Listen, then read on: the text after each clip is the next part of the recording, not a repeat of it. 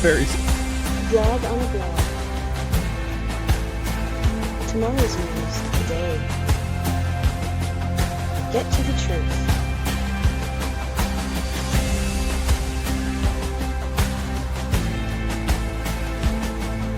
Comment, subscribe, share. Visit us at yahowah.com. Oh, what an improvement. Oh, so much better. Absolutely love the new introduction, particularly with the group page. You know, it's one of the things that I have always valued is when somebody understands that the best way to make a difference in this world is to come up with a good idea and execute it well, so that you're offering something better than what others have done, and you're in a position where you're actually doing it, so that people can capitalize on what you've created. And then when time permits, go back and improve it. Mm-hmm. It's so much better. It was this lesson that I learned very early on in business, that if you try to be perfect and you try to continue, refine and improve what it is that you have to offer, you never, ever accomplish anything. Your whole life is in spinning your wheels, trying to create this illusionary perfect thing, and you can never get there, and therefore you never offer anything in your life that matters. It's the confidence to go off with something that you know is good, that it's thoughtful, that you've worked at it, you're pleased with it, and then you'll stand behind it and begin to promote it, but never be satisfied. Always improving as you go. It reminds me of Kalah, one of Yahowah's very favorite terms about finishing, completing, staying with it. It is the thing I think he's most interested with us. Mm-hmm. And so maybe I'm making a really big deal of it, but the fact is that we've made two real significant improvements on that introduction. And the second one we saw today with the group shot. So thank you for all who participated in that. I think it's a lovely expression of what we're about. And Roger, this, I think, your second time to see yourself in it and as an avatar. Yeah, it's cool. It's cool. It is fun, isn't it? You know, I don't think we ever get too old just to have fun. And it's really a fun way to go about it. We're going to talk about a lot of subjects here today. The first subject we're going to turn to is the conspiracy cult of Christianity. Now, most people don't think of Christianity as a conspiracy or as a cult.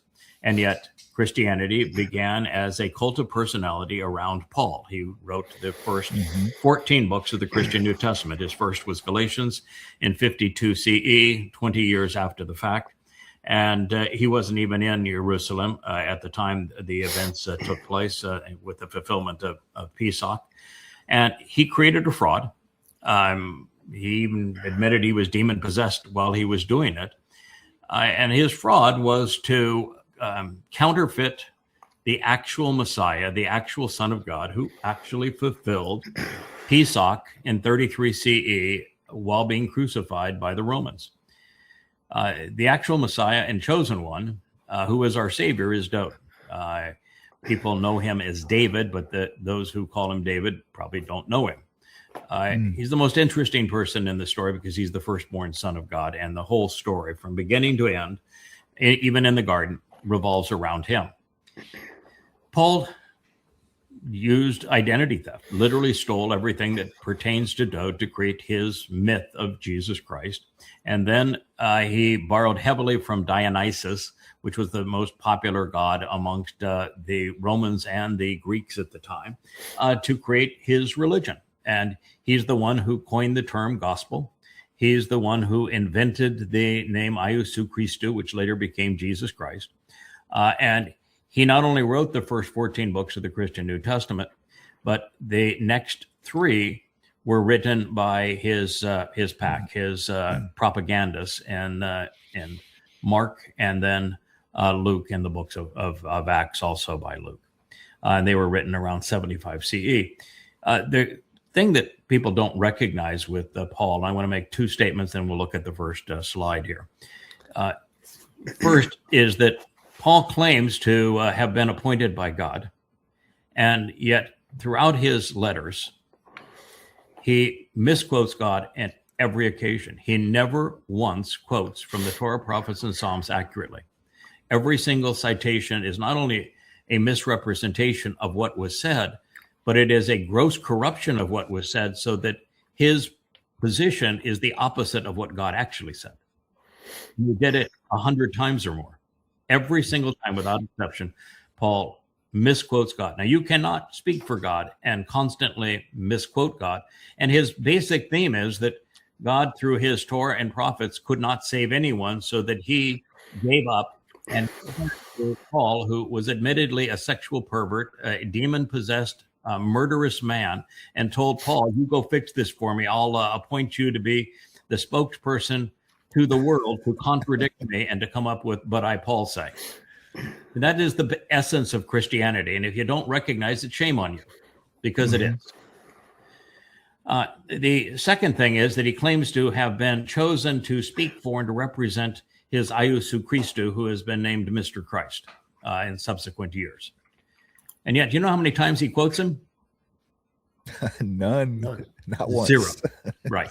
So if you claim to represent somebody and you never once quote them, never once, you don't represent them. You represent yourself. Bad Bashar. Bad Bashar. He is a bad, evil man. All right. So this first slide is a Christian trying to prove their religion by having, Jesus walk out of the tomb, this giant stone. And there he is. So that's their proof. Now, let's just get real here. There was no one named Jesus in the first century in Roman-occupied Yehuda. None. In fact, there wasn't a person named Jesus until the 17th century. That's a fact. There was no Mr. Christ. There's no prophecy about an arriving Christ, and there was no Mr. Christ. It's a Greek title based upon Christos, which means to be drugged, to apply drugs. No such thing. The Passover lamb, by his own admission and the prophecies that he wrote about it, is David. This myth that there was a Jesus who was crucified has no substance whatsoever. And you want to talk about a bodily resurrection. What's the purpose of that? The Egyptians believed in bodily resurrection, and they proved it to be false, didn't they? So did Genghis Khan. He's still buried. So did every one of the Babylonian kings and the Assyrian kings, all of the pharaohs. It is pagan nonsense. And the problem, of course, that you have is that if he was not the Passover lamb, then he was a complete phony. And if he was the Passover lamb, then he can't come back to life, because the remains of the Passover lamb, the body of it, are incinerated that night. And you have somebody walking out of your alleged tomb here that doesn't have a single wound from having been scourged to near death and then crucified. So what body is that?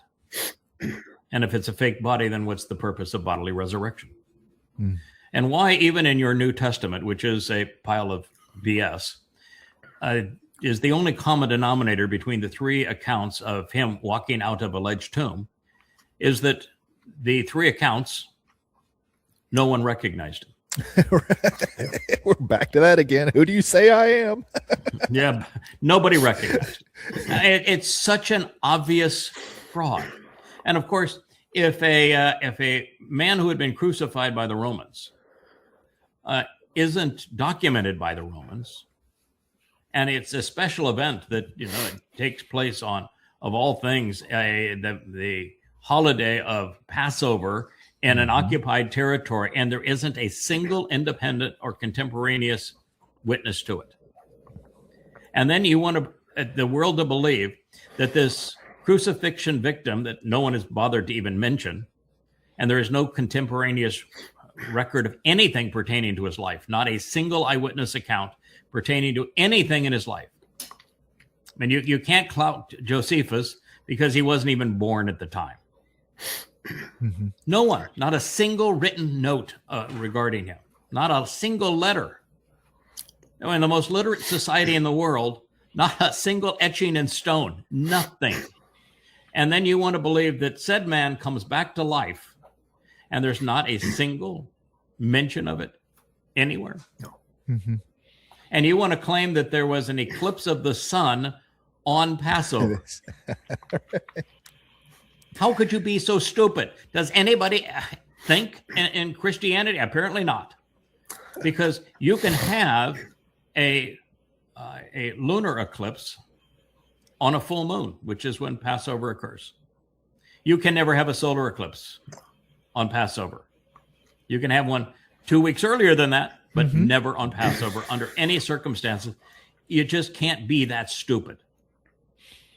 But Christianity is a cult of personality by Paul, and it is nothing but a conspiracy to rob God's actual firstborn son, the Messiah and our Savior, Dowd, of everything that pertains to him. It's the worst crime ever committed. So breaking news, the tomb is only empty because there was no one in it. Yeah. What did Paul's Jebus do on the most important day of Chag Matzah? He took a nap. He took a nap. Chag Matzah is the 7-day holiday. It's not Passover. Passover is just the first day of Chag Matzah. The most important part of it, in the way God says don't ever celebrate Passover alone without Chag Matzah, is because if you were to benefit from Passover, your soul becomes immortal, but you're still enveloped in all of your religious guilt, which means you're immortal but separated from God. That means your soul goes to hell. That's a really bad outcome. So God says don't do it. So the most important day happens to be Matzah. And on Matzah is when Dowd's nephesh soul carried our guilt into Sheol so that we would be relieved of it and could enter God's presence. The mythical Jesus took a nap in his tomb, allegedly, on Matzah. The whole thing is a pile of disgusting lies that is so easily disproved. And I have disproved it using by just comparing what the numbskulls who created the Christian New Testament wrote compared to what God wrote. I set one next to the other. They claim they were inspired by that God, and they contradicted God on every possible occasion.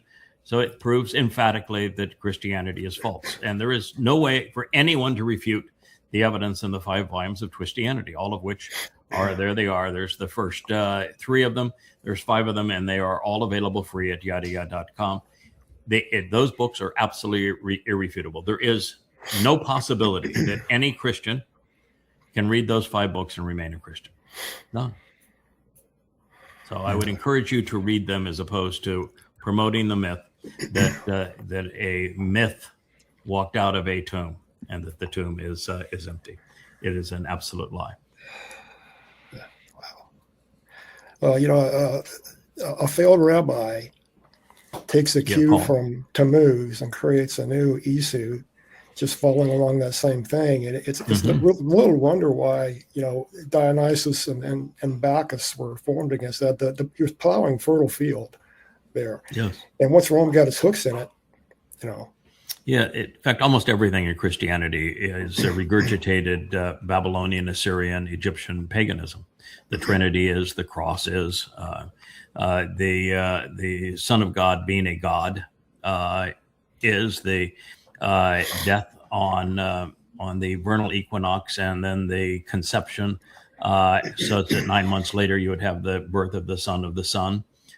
Church steeples, halos. I mean, Christmas, Easter, all of it is pagan, and it comes from Babylon. So what they did is just simply usurp the most popular religions so that they could appeal to all of the pagans around them, and they just use different words, different names to apply to pagan mythological lies. Christianity is the dumbest mass hallucination perpetrated on humanity. Yeah.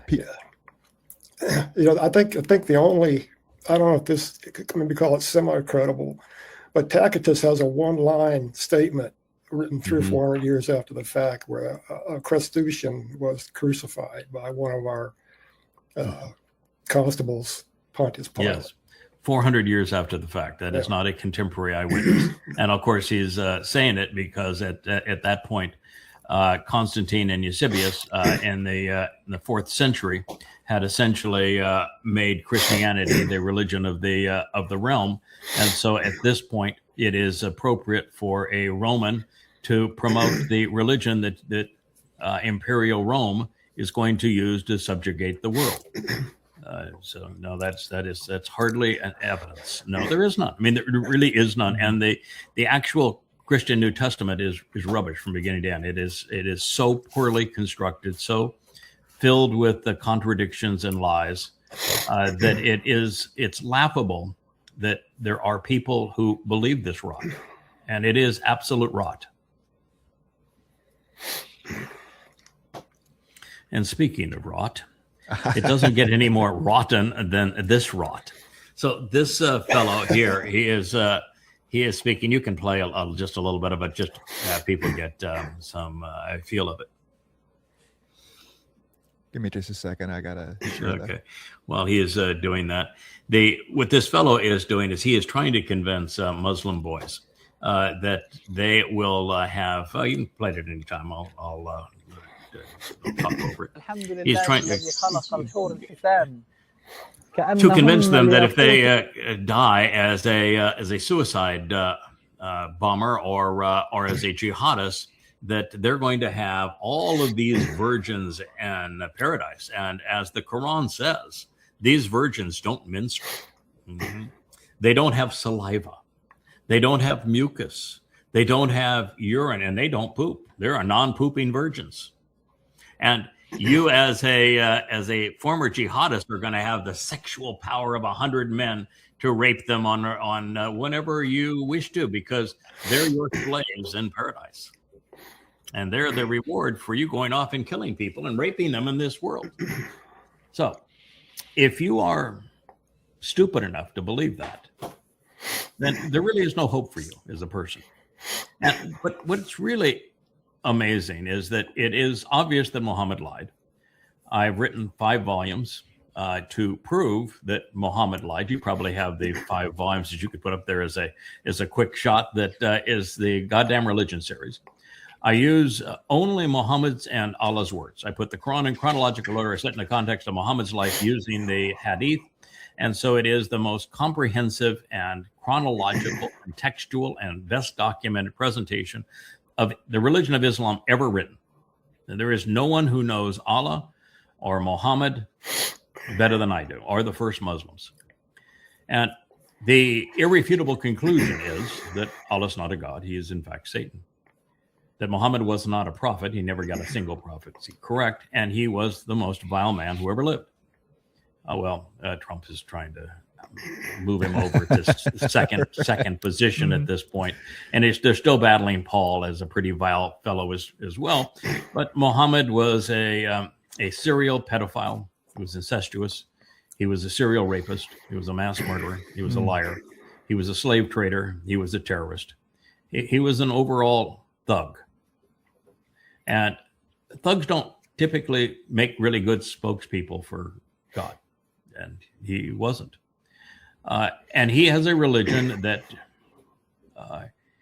follows his example. And as his example was that of a pedophile, incestuous, rapist, who was a mass murdering terrorist and slave trader and a liar. So why should we expect the result to be any different today? Because they're in Islam, whatever Muhammad said and did is Sharia, it's law. I said he couldn't be more reprehensible than he was. But the real question is, why did 2 billion people still believe this stupidity? Really, what's wrong with the 2 billion Muslims on this planet believing this stupidity when it is so easily disproven? And, go to yadayah.com, read the 5 volumes of Goddamn Religion. It is also absolutely and unequivocally irrefutable. All I use is Muhammad's and Allah's words to disprove them. Why did 6 billion people tolerate this religion? It's I don't worse than know. cancer. Back in Muhammad's day, it was a fear of execution by the sword. Today, it's just following the crowd mostly, and still there's still violence associated with not Of being a course. Muslim in some countries. Of course. Yeah, they kill most people like me for exposing their religion. I've had thousands of death threats, so it's just part of it. If you're going to have the courage to expose and condemn Islam, particularly with evidence and reason, they're going to come after you, and they do. But I think our biggest issue today is that Marxists have formed an alliance with Muslims. It's the dumbest alliance and probably in human history. But that alliance began with Hitler and the Grand Mufti when they agreed that there wouldn't be an exile of Jews after robbing them in Europe, but they would be exterminated was the result of that. And Marxists and Muslims have been together ever since. You look at the Democratic Party in America, they're pro-Islam and they're 70% Marxists. It's a travesty that what has happened to the human mind, because Marxism is a completely failed economic and political scheme that has never worked anywhere and has been disastrous every place that it has been tried. In the last century, it has been responsible for the deaths of nearly 200 million people and a world war. Islam in the first 100 years murdered 200 million people, which was a third of the Earth's population in its first 100 years. So the two deadliest human notions ever invented, and they have merged together in what is something that is just tragic. It is that, yeah. Wow.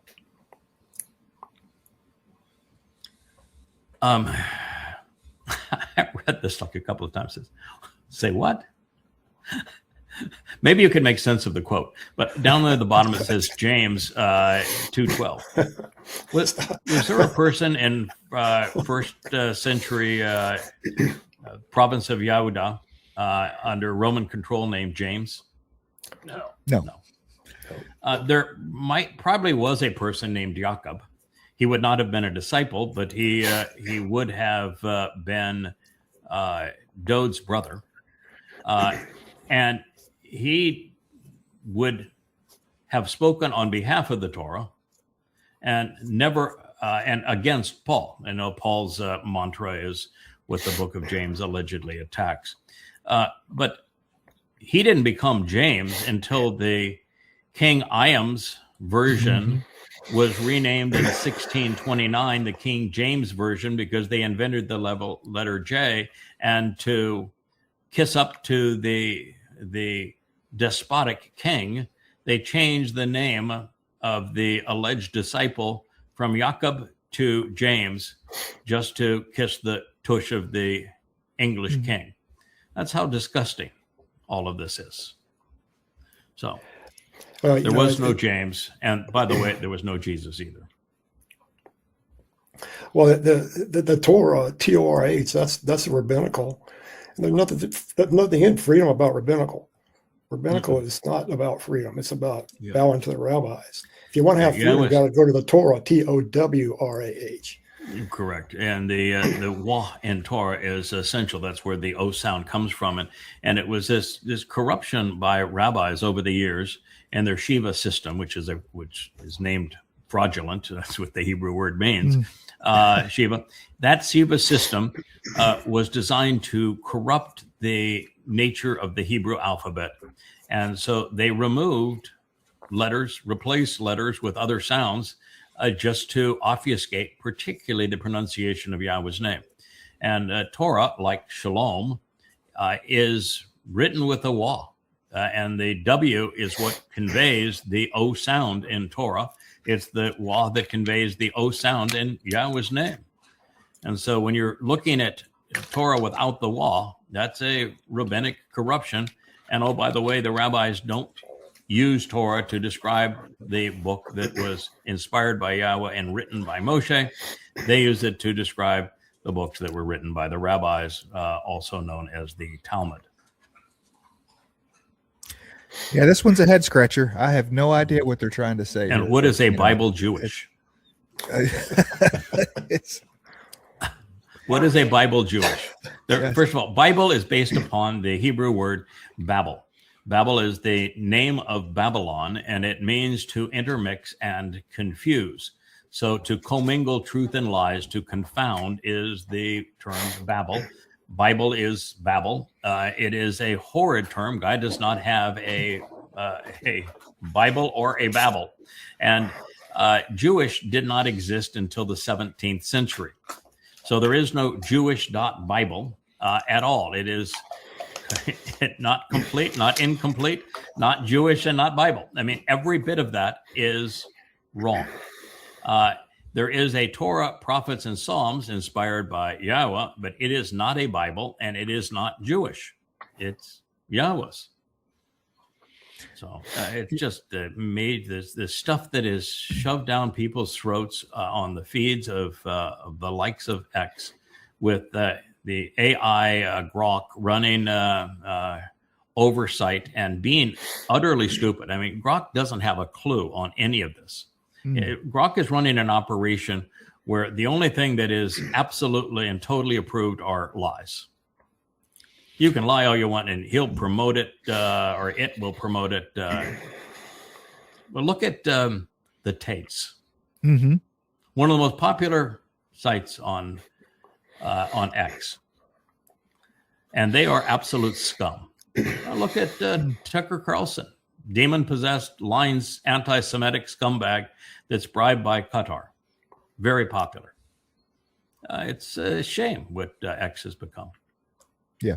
This is a quintessential example of where more Babel is better for the religious. I mean, if we can Yeah, throw this is a full as spread much- of Babel right here. Yeah, right. Let's commingle it all together. I mean, Quintessential smorgasbord of Babel. He's jealous because we started the word of the day, and quintessential seemed.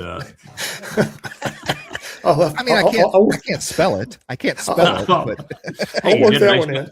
You did a nice one working it into the conversation. That's it. What good is the word of the day if you can't work it in? Okay, so this is another post. People just are really up in arms, particularly on X, hating Israel. Hating Israel has become the cause celeb on social media, and particularly on X. Largely, I think, because of the founder, not founder, but the owner of X is anti-Semitic as well. Certainly, he's a racist based upon his posts, and a promoter of he's kind of like a carnival hawker as it relates to his promotions of nonsense. Speaking, of course, of Elon Musk, but end all aid to Israel. Okay, you can do that, but if you want to do that, give them the Sinai back. mm-hmm. Take the time to understand why the United States went into an agreement where they began providing military aid under huge restrictions to Egypt and to Israel. And when you do that, you'll recognize that it was part of the Camp David Accords, that Israel, during the 6 Days War, had defeated the accumulated Islamic armies poised against it. And they were not only took the Sinai, not only took most of Syria, they were in the position with one more day, they would have taken Cairo and Damascus.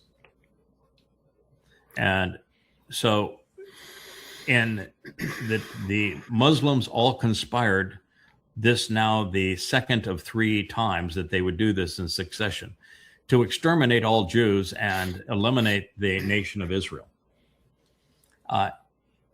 They were entitled to what they conquered, which was the Sinai.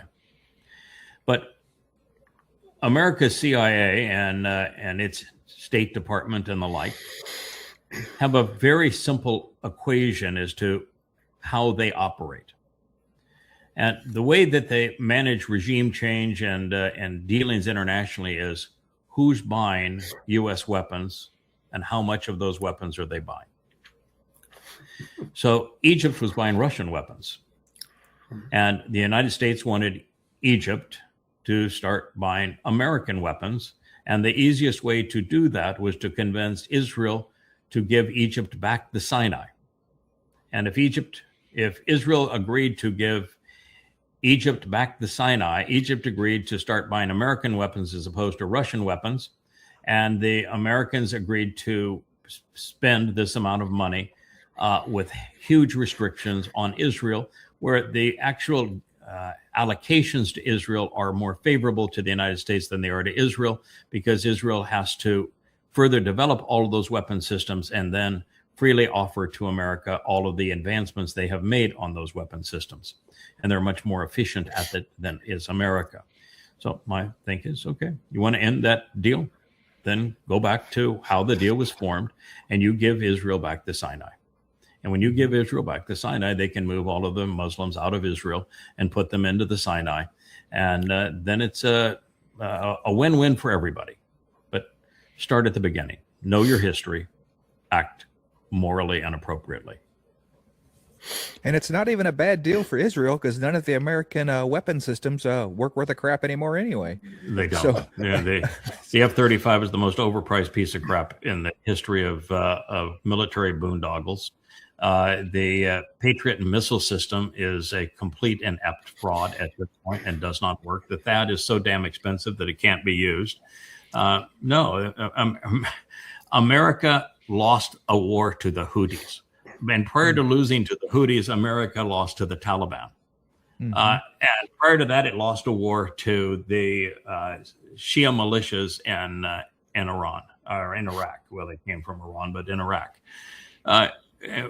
We turned Libya into a den of thieves.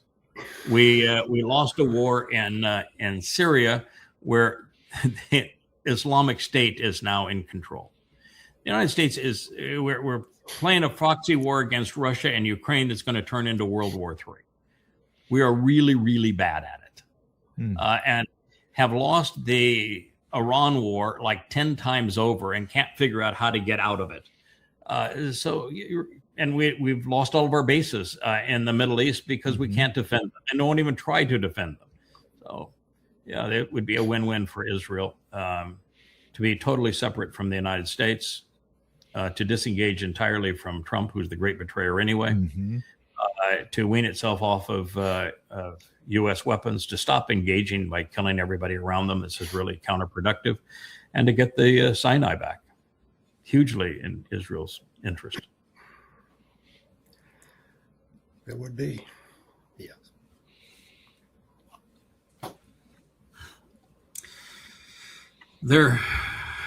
Here's Jesus at the dock, saving a little girl. You know, I want to tell you something that is hugely immoral, because little girls who fall into raging seas are not going to be saved by Jesus. Jesus never saved anybody, ever. And Romans is the second worst book in the entire Christian New Testament, or in their Bible. The only thing worse is Galatians. And everything in it from beginning to end is a lie. And just think of it for a moment. He's writing a book in Rome to the Roman Empire, which is the second worst beast of the succession of beasts that God condemns. He says they're the most vicious of all. No beast was ever more vicious than Imperial Rome. He's writing to Imperial Rome at the height of Imperial Roman power. And he's actually praising the Roman government, saying that government in Rome was inspired by God and you need to submit to it, when it is the single worst government ever pursuant to Israel. No one ever did more harm to Israel than that Roman government that he is praising. And the only institution worse than Rome from God's point of view is the beast that metastasized out of Rome, the Roman Catholic Church. And he is telling people to obey them, to submit to them. He's also creating a new covenant when there's only one covenant, and he's promoting the lie that the old covenant enslaved while his new covenant frees. A gross lie. It is in this book that Paul admits that he's a sexual pervert, but he says, you wouldn't have known. I would never have known that I was a sexual pervert if it hadn't been for the Torah describing what sexual perversion is, which means that he had to either be into pedophilia, incest, rape, or bestiality, because those are the things that the Torah claims are inappropriate sexually. He said, I wouldn't have been a sexual pervert because no one would have known I was a sexual pervert if it hadn't been for the Torah, which describes me as a sexual pervert, so I hate the Torah. Christians, you need to recognize that there is no Jesus, that Paul lied about everything, and it's Paul that founded your religion. Jesus wrote nothing, not a word. Which means, by the way, not only is his name incongruent with anybody who lived during that time and for the 16th centuries following that time, and not only was his title not applied to anybody at that time or in 16 centuries after that time, he didn't write anything. Everyone that serves Yahweh writes, and they write a lot. He wrote nothing. He's a fraud. Yeah. His top guy, Dowd, wrote more than anybody else. Those are the most scrolls that we have from Qumran. Yeah, Yahowah and Dowd, and then third to that would be Moshe's Torah. So the Torah, Dowd, and Yahowah, the big three in terms of the Dead Sea Scrolls. They wrote a lot. I know somebody that wrote even more than they did combined.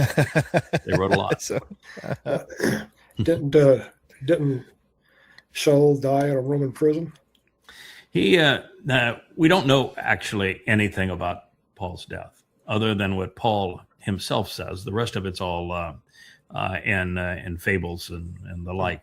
But according to him, he was arrested by Rome. Now, he used Rome as his protector. He couldn't use God as his protector. So the whole time he was writing, and people were mocking him because what he was saying was utter nonsense. I mean, he was creating blood libels against his own people, Jews. He accused Jews of murdering his God. Now, let's be clear, folks. God is not a man, and men cannot kill God. So if you start there, you realize that Paul's whole theory was completely absurd. But nevertheless, there's enough stupid people in the world to believe that God became a man, impossible, or that men killed God, impossible, or that Jews were the ones who were responsible for crucifying this mythical God when Jews never crucified anyone. But the Romans actually did, who Paul wrote this book on behalf of. I mean, talk about stupid. But, this whole thing is just a pile of regurgitated, absurd craziness and lies. But I'm astonishing that people believe it. And here, if that's you, put Amen. Amen is the name of the Egyptian god, Tutankhamen. I mean, it's an Egyptian god, for crying out loud. And this idea that God died, that men could kill God, or that bodily resurrection is a positive thing, the whole concept of what God is offering us is to replace our physical bodies such that they're surrounded by light and energy. The exact opposite of what he is saying here. It's tragic.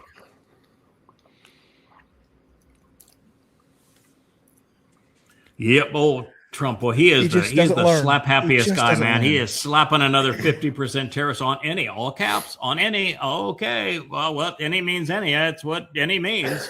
Country supplying Iran with military weapons. Because we know that all goods that sold the United States will have this tariff, and all means all. That's all means. And I hope there will be no exclusions or exemptions, except for China, of course, which would be the primary supplier of the said weapons, because the fact that last time that Donald J. Trump put tariffs on China, he had to remove them all because China says that's just fine, no problem. Well, we're good with that. Of course, we won't be shipping you any more rare earths. We won't be shipping you any more computers. We won't be shipping you any more advanced parts for your cars. We won't be buying your soybeans, by the way, either. But good luck with that, because your factories won't run. Your Defense Department will shut down. You'll have nothing. So go ahead, play that game. See how it works out for you. Oh, by the way, we'll dispose of your treasury bonds, which will put you into default. But go ahead and play that game. Trump, you played that game before. Didn't you learn anything when you played that game and you lost? And so somebody wants to promote this as a positive. I mean, come on. How again, between politics and religion, and academic indoctrination, we've lost 90% of the people out there. Yeah, and with regards to Iran, this is just another example of them just throwing something up against the wall to see if it sticks. They are so bumfuddled by what's going on in Iran. They have no idea what to do there. I mean, so let's get a headline that we're still winning in Iran. We're doing something. Tariffs. So we'll take down their military. We're doing something, boy. This is going to be. This will be the answer here, because the Guardians of the Sea didn't work, and Project Freedom of Navigation didn't work, and we've declared victory like 30 times, and that didn't work. And then we agreed to their 10-point plan, and then got there and said, "Oh man, we have now that we've read it. Oops." And then we actually signed an agreement with their 14-point plan as a memorandum of understanding, and violated it the next day. By the plan says that all shipments through the strait are controlled by Iran. That's what the memorandum says. And so Trump decided the next day that he would breach the memorandum and sneak tankers through a different route without the oversight of the Iranians. And the Iranians responded and said, well, no, that's against the agreement. And when Trump violated the agreement, then he blamed Iran for violating the agreement. He started pounding Iran again, which was a violation of the agreement. Yeah. And now you're saying that nope, Iran cannot defend themselves. It is morally pure for us to pound them. We're going to pound them into oblivion. We're going to eliminate the entire civilization and culture, and that's good. But anybody that helps defend them from us, that's bad. Tariff. Yeah, there has been a very systematic increase in the activity around Bandar Abbas in the last 3 days. All their bombs taking out the railroad bridges. They're trying to isolate that area. That's where they're going ashore. It won't be long. I think that they're softening up Bandar Abbas to put boots on the ground there and take that along with Karg Island. And it's going to fail horribly. I'm really put in a compromised position here, and sometimes you just have to speak from the heart. There is nobody who is more aware of the great harm that Islam has done to the world than I am. No one has written the kind of books that I have on Islam.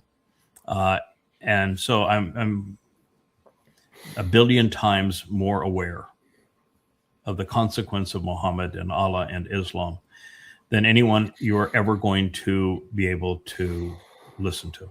I know the religion better than anyone, including any Islamic imam. And therefore, I understand the consequence of what Islam did to the Persian Empire. And how devastating that has been. And, I'm the one person who can say I've made a difference in Persia, because the first version of goddamn religion is called Prophet of Doom. And it was read per capita far more in Iran than any other place in the world. And it had a profound effect on turning Iranians away from Shia Islam into agnosticism. And I'm very proud of that accomplishment. Now, that said, in this conflict, it's America and Israel who are wrong. Mm-hmm.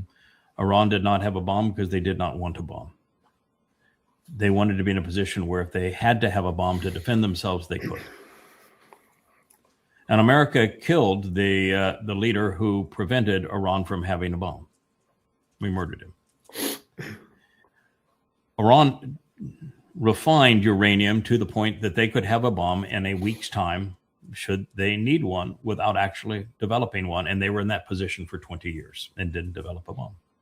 But now they've been put in a position where they have no choice but to complete the bomb, and they probably have already done it. That was stupid.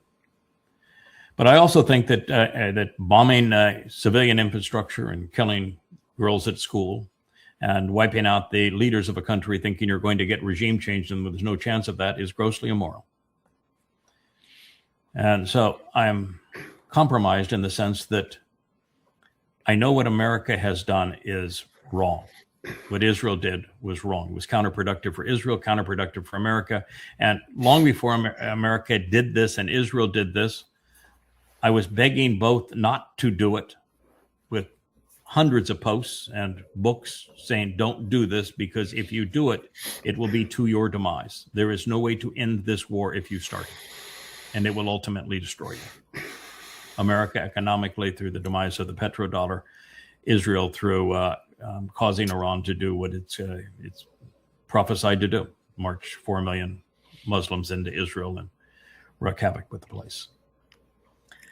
So it hurts me to say that I'm actually in favor of Donald Trump being stupid enough to up the ante in this war with boots on the ground. That hurts me to say, because it's the dumbest thing that could possibly be done. America may well be able to take Krog Island and others. It cannot hold them. And the cost of doing so will be catastrophic. And the tendency for mission creep, because that is mission creep, that's mission leap actually, is then you'll have to leap onto the mainland of Iran and charge up those hills. And you're going to lose aircraft and you're going to lose men. And the men that are on those islands are going to be bombarded with drones, swarms, and artillery and missiles and the like.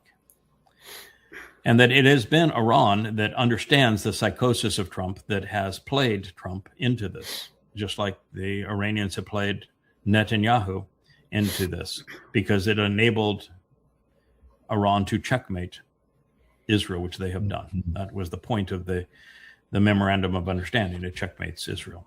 Checkmate is mean you lost, the game's over. And so now they're trying to taunt Trump into invading. That's what they want him to do, because that plays into every strength that the Iranians have. And so why would I root for such a thing? Because my mission is to do something, our mission, gentlemen, is to do something that is so close to being impossible that any rational person would call it impossible apart from working for Yahweh. We're trying to awaken Israel after 4,000 years of being comatose and inhospitable to God. Israel for 4,000 years has been overtly opposed to God and has been unreceptive to him while they've been belligerent as a people. It's 4,000 years of that. And the only thing that's going to save a remnant of Israel is to have no other option, where their backs up are against the wall. They recognize the rabbis have failed them, their politicians have failed them, their IDF has failed them, and that there's only one place to turn, and they're going to finally turn. But it's going to be a tiny, tiny, tiny percentage of them. The range probably at 1,500 in the final remnant. And the two harvests between them are going to be very lean. So the job is almost impossible. That's how difficult it is. And Jews are going to be belligerent right to the end. That unless they encounter that kind of torment, and that's where this is going. The U.S. invades Iran. Iran will not only defeat America in Iran and destroy America's credibility worldwide, they will respond by marching 4 million men into Israel, right through Iraq, which America gave them by invading Iraq, and really what was a terrible decision, making a bad situation worse. They'll go right through Syria, with Turkey providing the air cover with their new F-35s. Israel's doomed. They've been checkmated. And this next step just brings that closer. I have heretofore been unwilling to predict that America would put troops on the ground. And the reason is twofold. My mission is to explain what's happening in the world that keeps people from knowing Yahowah and puts Yisrael at risk.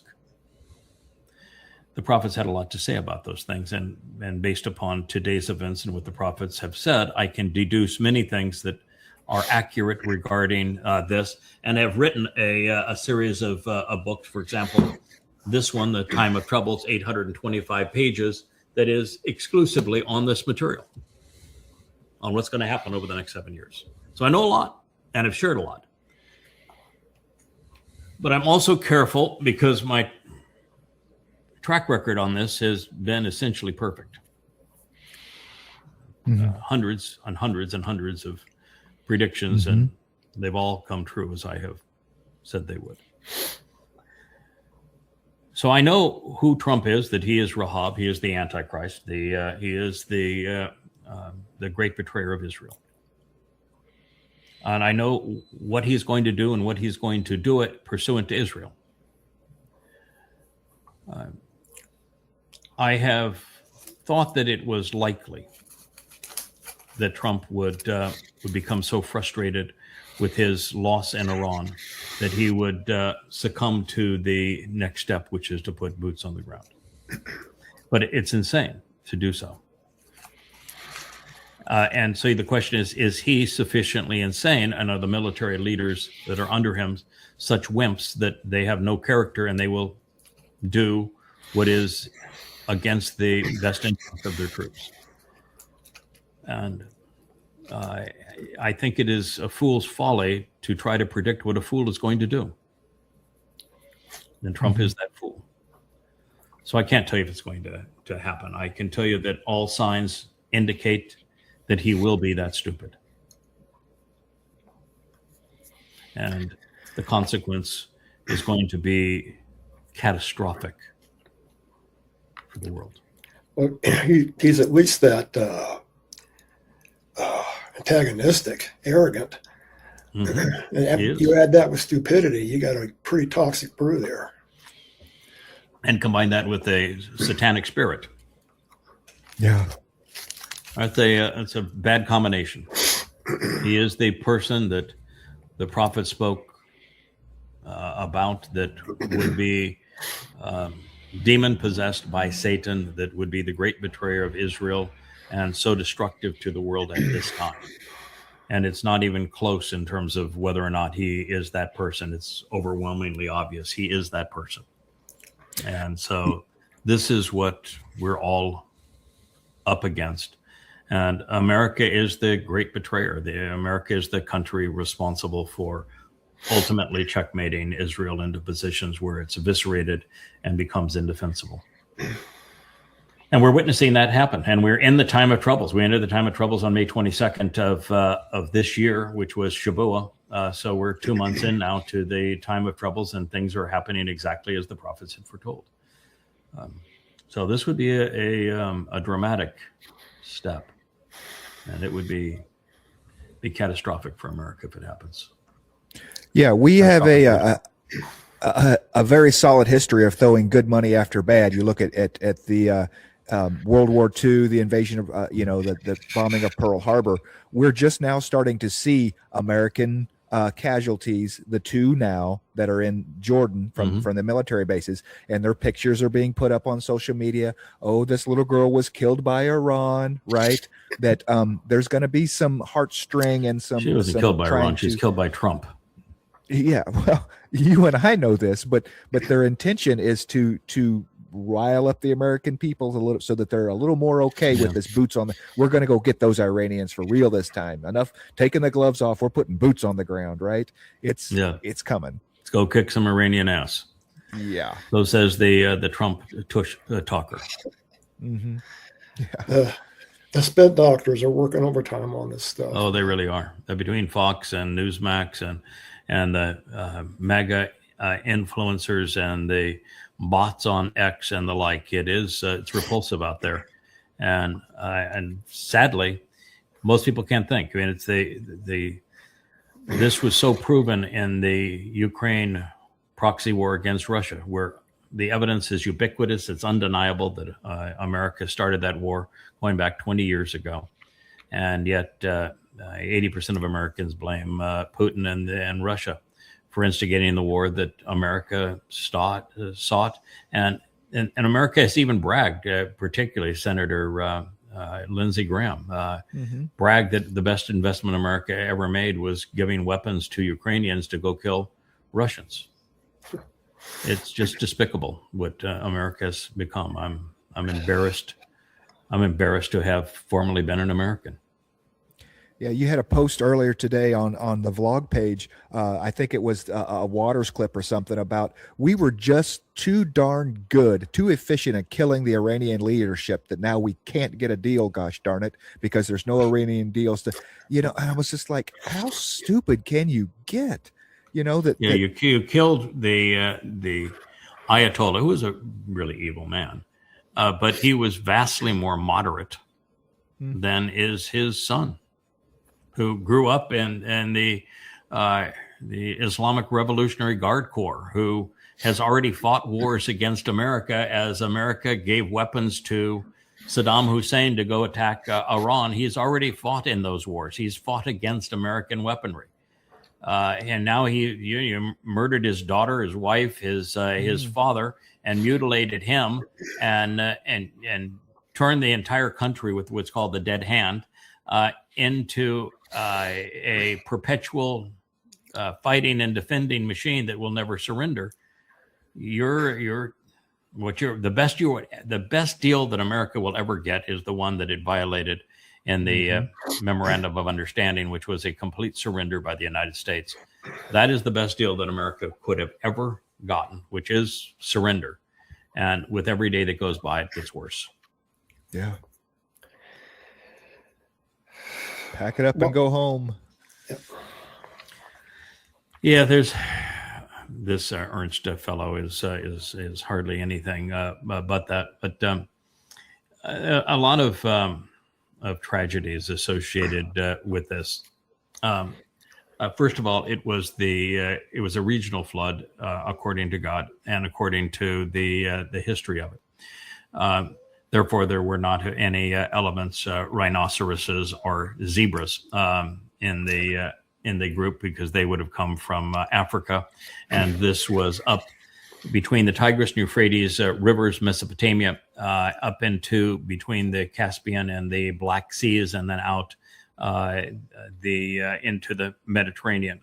And the proof of it is overwhelming. We have the Burkle impact crater that caused it. We have the 12 foot of sediment all the way up through that region. You have the Black Sea rising 500 feet and going from fresh water to salt water at that instant. So there is absolute, irrefutable evidence that it occurred exactly when God said it occurred and how God said it occurred, because he actually said it would be a deep upwelling of seawater that would cause this. The location of the ark has been found, that you can use Google Earth and you can actually see it. I have looked at the evidence because the man who went there to verify it from a satellite, not a satellite, but from a Turkish pilot's picture, brought back the metallurgy and pieces of the wood that was used to build it. The purpose of it wasn't to save animals. The purpose of it was to save the Neshamah man experience.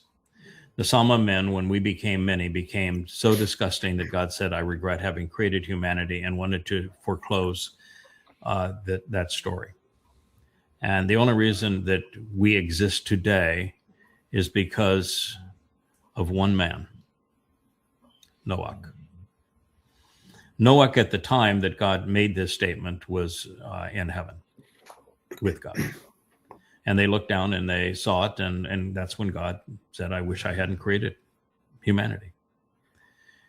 And I cannot tell you if it was Noach or Yahowah who came up with the solution. It's probably Yahowah, and he shared it with Noach, but they were of like mind, and Noach was willing to do it. And so it's Noach who saved neshamah man with 8 neshamah-equipped. That's a conscience in addition to consciousness aboard the Teba, which is the name of the vessel called Vessel of Insights, Teba.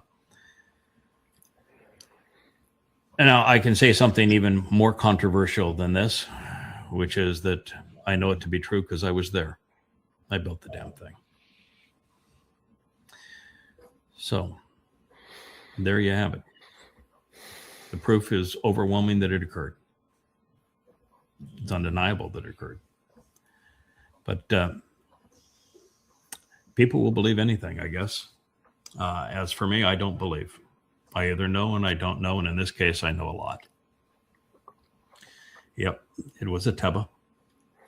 I built it on Yahowah's instructions to give neshamah man a second chance. And it's one that, Ernst, you've squandered, as have most humans. I stumbled into something yesterday, such that I didn't sleep really very well last night because of it.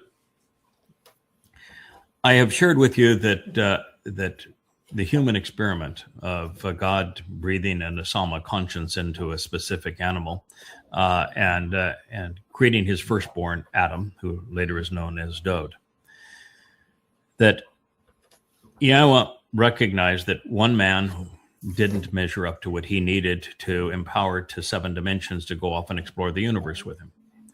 And that 2, when he added Towrah, became terrible. And that when they became 4, they became murderous. And when they became more, God says they were evil all of the time in every situation, in every possible way. And that the evil that was collective in the human experience was unmanageable, unsalvageable. And so it is Noach who was inserted into that situation to save humanity. There is a second story like that. Are you familiar with what is written in what the book would be called Judges, but it's Shaphat, in the 19th chapter, 18th, 19th chapter, right to the very end of the book? It's the story of a Lowy who has this fascination with adding a woman to his pool of women. I don't know how many he had, but she would have certainly been no closer to first than she had to be second or later. She is referred to as a prostitute. She's either a concubine or paramour, which means that it was a polygamous marriage. No big deal. God didn't care about that. She decided to run away, and she figured that what's good for the goose is good for the gander. If he can have multiple lovers, then so can she. And so she engaged with somebody else, but it was a pay-for-play situation, and making her a prostitute. And she ran to Dad, and when the Lowy decided he wanted her back, Dad had celebrated, saying, "Oh my God, hey girl, you know, this is the best thing could possibly happen to you. You need to go off and be with this man." They wined and dined him for 4 nights, and he goes on his way with his prize toy. They get to Geba on the way back. And when they arrive in Geba, there's no one that will invite them into their home, so they're out there going to spend the night in the courtyard. And the story progresses. There's a man who was from Ephraim, not a Benjamite, that says, "Oh, well, what the heck, I'll invite you. You can come to my home." He said, "Oh, well, that's the hero of the story. So there's a good guy in the story." No, he's a piece of shit, as was the Lowy, piece of crap. As the story developed, they're having a nice meal, and the people of Geba, the Benjamites, start pushing in and banging down the door.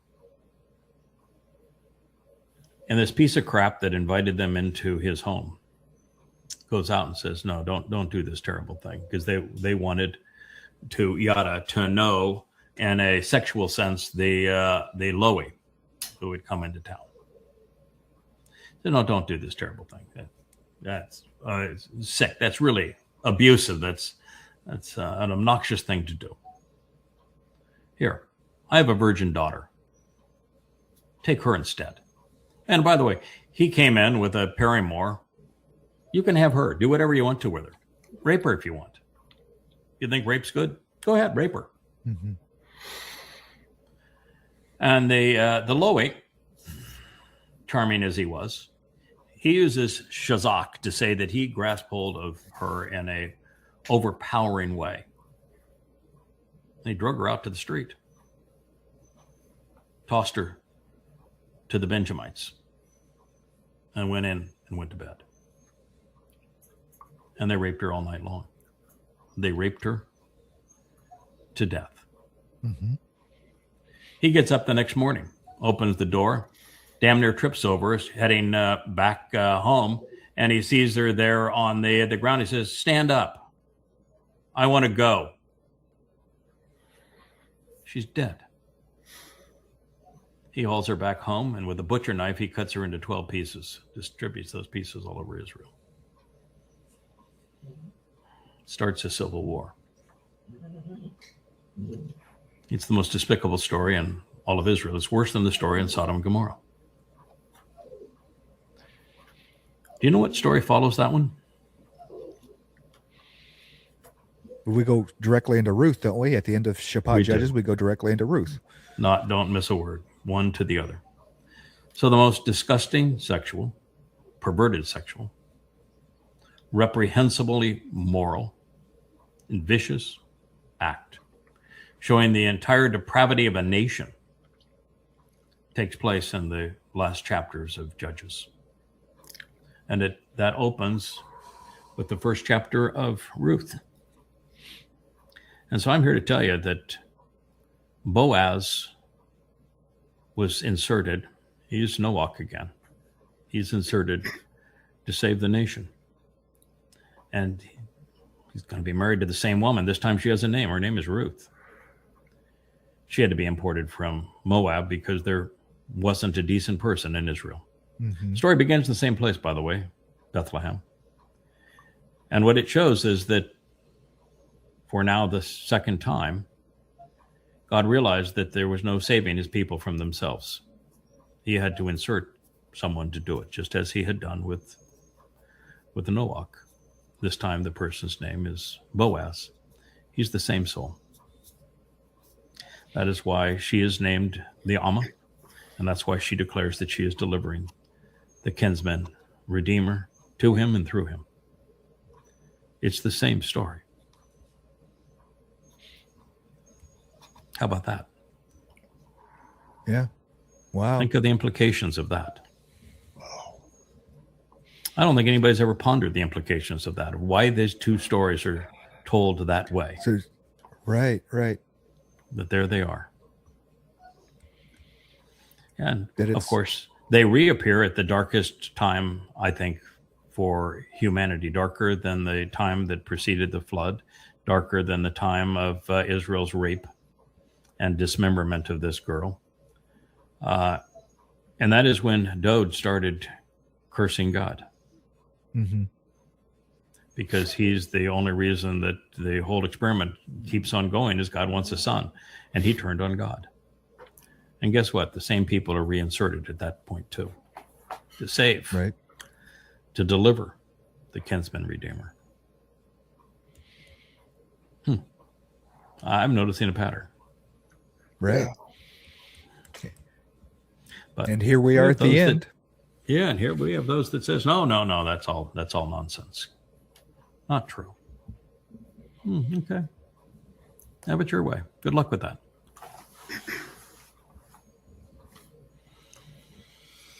Yeah, Got you speechless. We don't normally get there, Roger, speechless, but that one hit home there, pal. That one hit home. Yeah, that was. I'm processing that. That's good. I mean, it's bad, but it's good. It's bad, but it's really good. It's really good. I mean, it produces the outcome we're getting ready to experience. We've experienced up to this point, and it's all leading home. It reaffirms my number one conclusion, which is that God has this core of individuals that he has redeployed many times, and that his cast of characters are redeployed for a singular purpose and only at the most desperate times. Where if they were not redeployed at those times, we as humans would not be here now. Yeah. Mm-hmm. It's like everything's falling into place. Everything's lining up. It's like coming in from different directions to one spot. Yep.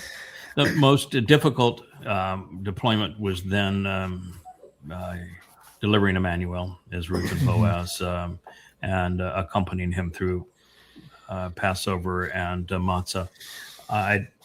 It's hard to imagine a bigger ask from God. I'm not even sure God had to ask for it, because he had pretty high confidence that that's just how we were wired, that's what we would do. Mm-hmm. But it was still that's a tough situation there. And the toughest situation, we had to incite Rome to come after Dowd, our son. And for it all to play out on Passover and then be there beside him, and not only watch it occur, but have it occur to us at the same time. But, maybe that's not the toughest. Maybe this is the toughest. Because you're going against a world that not only has no interest in knowing what God has to say or what his plans are, but are ruthless to those who live those plans and share those plans. Ruthless. Mm-hmm. Yeah, we were talking earlier about Israel and the poor harvest, how few of them are going to last, and how it's going to. That it really strikes me from the book of Ruth that they have to have a Naomi moment. They have to absolutely have nothing before they're going to turn around and come home to Yahweh. And well, Naomi cursed God on her way in. She called God evil. Mm-hmm.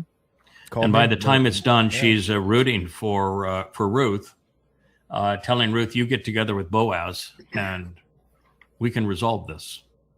And it did with Naomi. She came around. The men did not. The men accused Boaz as a man who was all excited over a woman who they called a prostitute. Mm-hmm. They used the story, which is one of the worst in the Torah, of how Yehud had sex with his daughter-in-law, incest. And they used that story to impugn him. Now, had I been on my game, I would have had the answer that I did not deliver at that time, but I can deliver now. When Yehud lied and said that Tamar was a prostitute and that she had committed adultery to get pregnant, mm-hmm. because he did not recognize her when he paid to have sex with her. She proved that he was the father. And he came back with, "Then you are more righteous than I." And that's the line I would have used against the elders of Israel, that she is more righteous than you. Mm-hmm. That was the line unspoken. And maybe Boaz was just saying, I need to give you some cannon fodder for going forward. Use the line. Right. I set it up for you. Use the line. Mm-hmm. And I will from the Temple Mount. When they continue to attack Leah, mm-hmm. who is Ruth, she is more righteous than all of you.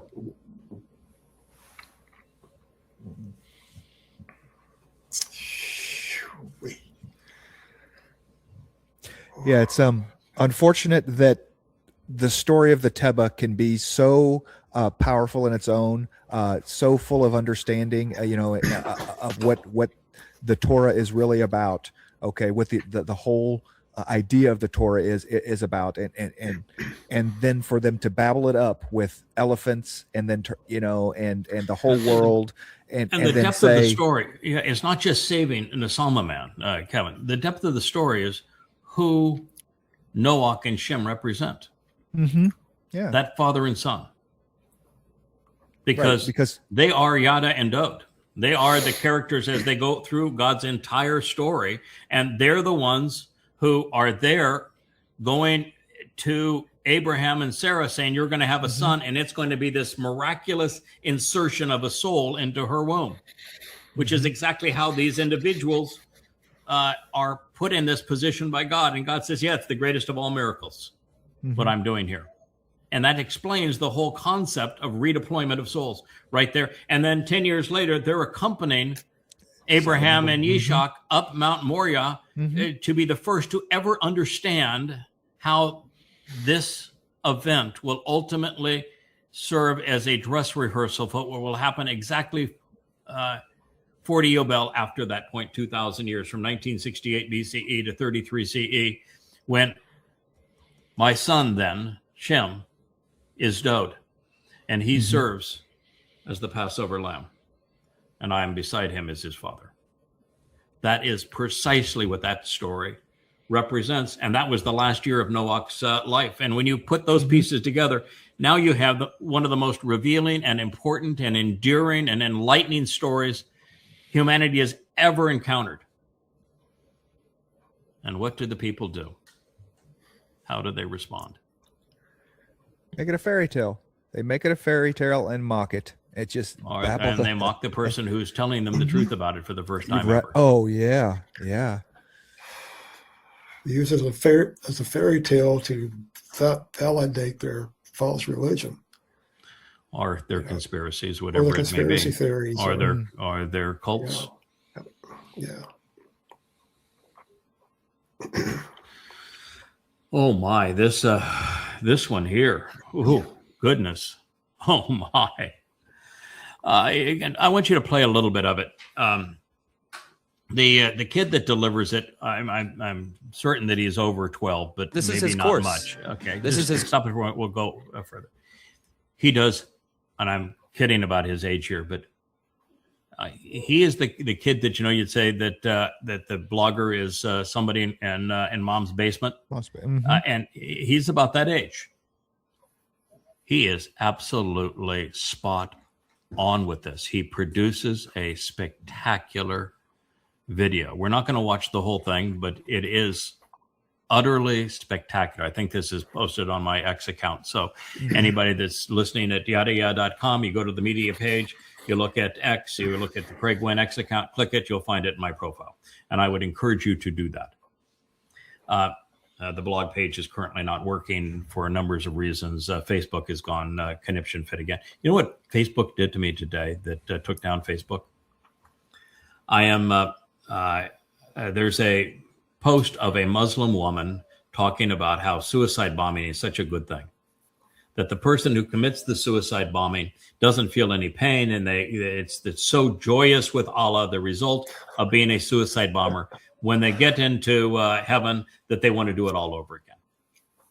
And I post and say, Muhammad lied. That is not true. And I prove that it's not true in the following books.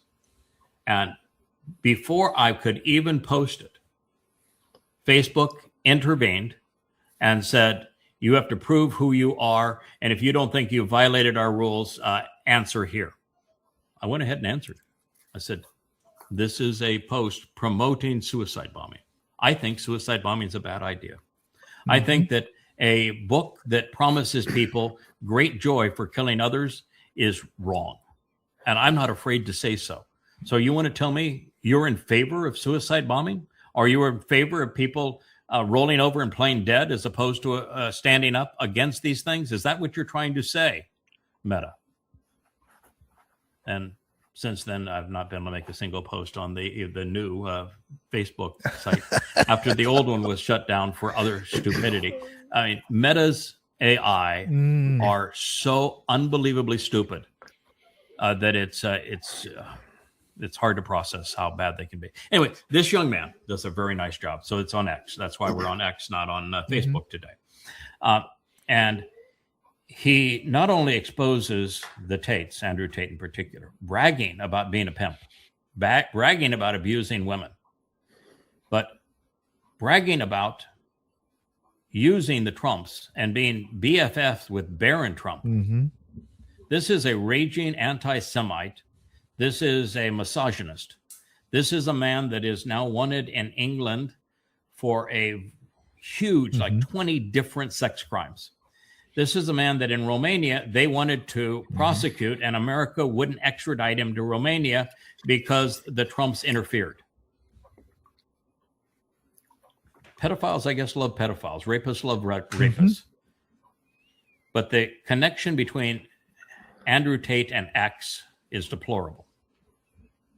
It's deplorable that X would sponsor someone like Andrew Tate on their platform, and he could be that popular. It tells you the users of X are scum, and that the management of X is scum, in league with the Andrew Tates. And it tells you the President of the United States is scum, as is his son. Yeah. And sons, the whole clan of them. So I let you play a little bit of this. It actually gets good way into it. We don't have enough time to play the whole thing, but it's, you know where it is now. Course where he sex traffics. To the Tate PhD course, if you've bought this course, which you obviously have, congratulations, you're going to change your life for the better. That teaches basically how I got girls, how I met girls, how I got girls to like me, how I got girls to fall in love with me to work on webcam for me. And I'm very close to the Trump family. I know them well, and I spoke to Barron after the incident. All right, everybody, this is only getting worse and worse. Only a few days after sex traffickers Andrew and Tristan Tate were arrested in Miami, hauled away in handcuffs and shackles, and according to Polymarket, appeared in U.S. federal court this morning wearing prison uniforms, shackled at the waist and ankles as UK extradition proceedings begin. Only a few days later, we have uncovered more evidence that the Tate brothers have been helped by the Trump administration, that Donald Trump, Barron Trump, people like Elon Musk, Don Jr., a whole cabal in the Trump family and circle had been pushing Romania to relax their charges against the Tate brothers. That has allowed the Tate brothers to continue operating, continue working in Florida and Miami until they were arrested after Britain's Crown Prosecution Service authorized dozens of new criminal charges, 7 charges of rape, over 20 charges of alleged sex trafficking, another 19 charges or so of child pornography and insane porn. It's all absolutely absurd. And as you can expect, the worst people on the internet are running to their defense. Nick Fuentes said, it would be a national humiliation for the United States to allow the UK to extradite Andrew and Tristan Tate, 2 American citizens, over trumped-up Me Too charges. The same country that persecutes white people for speech while importing rapist migrants. What is this weird rhetoric? We literally have videos of Andrew and Tristan Tate admitting how they used to lure women to Romania. Then they would take away those women's passports, and then they would use that as an opportunity to push them into sex work and give them no other choice. That follows with human trafficking. Extraditing the guy is a national humiliation. Not hanging the son of a bitch. I'm sorry, publicly. He bragged about doing this. He's confessed to the crimes. Yeah. His rhetoric is so misogynist, so anti-women, so extreme anti-Semitism, so narcissistic that he is in the worst 20 people on the planet. And he's a buddy of Trump and Trump family and of Barron Trump and of Elon Musk. Oh, it's just when he talks about a cabal, this is the worst of what has happened to America. Mm-hmm. And X is so deep into this that you just want to puke. And by the way, this thing gets really nasty. And he warns this, the young man that's hosting this, he says, now this is going to get really nasty. They talk about how they abused women. They admit it. You don't even need a trial. I mean, this is like, Donald Trump admitting that he sponsored teen USA beauty pageants so he could walk in and abuse, take advantage of naked young girls, where he said he could grab a woman's pussy and she wouldn't, he could get by with it. He could murder somebody in broad daylight and not be accused of the crime, where he admitted that he and Epstein were best friends and were carousing together. I mean, convicted rapist. And this is America today. This is X today. These are the tech oligarchs today. These are the lowest of the lowlifes today. Yeah. And it's what they're doing, by the way, because he was living for the longest time in Bahrain, where slavery is acceptable, where abusing women is part of the religious culture, pedophilia is legal, rape is legal. So that's where he was for the longest time. But guess what? It isn't legal in the UK. It isn't legal in Romania, and it's not legal in the United States.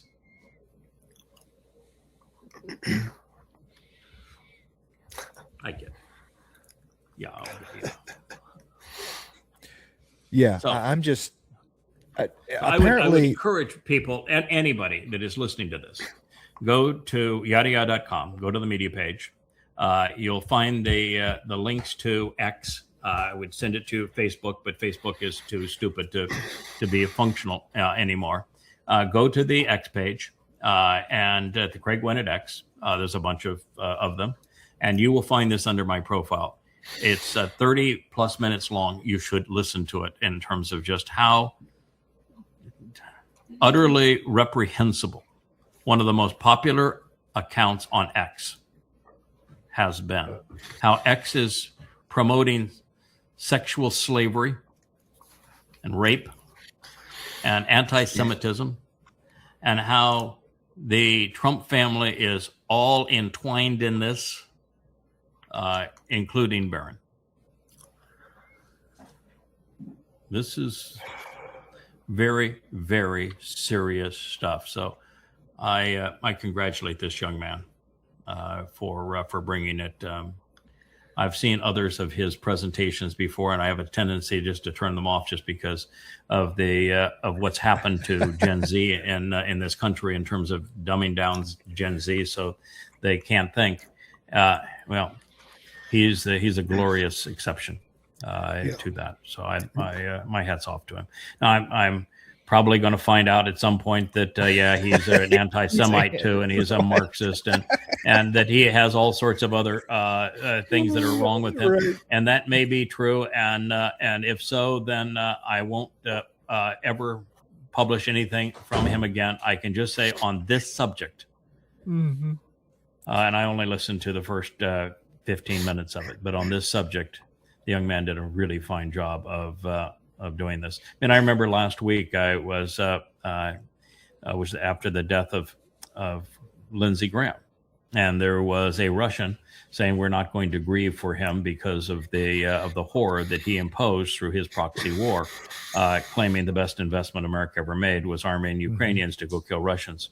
And then Rich tells me, well, the guy's a raging anti-Semite. And I said, well.